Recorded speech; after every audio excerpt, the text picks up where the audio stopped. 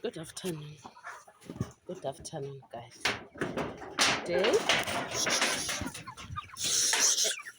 Today we are talking about feeding the chicken.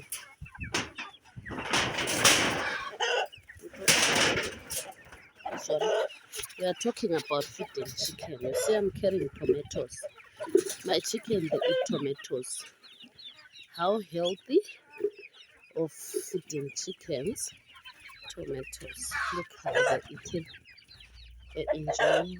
Bayakholisa ukudla ama-tomatoes. Bengifuna ukubuza ukuthi kuba-farmers amaningi ku-healthy kangakanani ukuthi inkukhu zidle amatamatisi leveji. Bengizinike iveji, zidlile manje zayiqeda. Manje ngizinikeza amatamatisi. Ngizinikeza amatamatisi. Uyabona? Ngilequde elikhulu phayana ndala amanye amabili. Zaqalile ukubamba. Hhayi izileykhwini ziningi shame. Ziningi izileykhwini.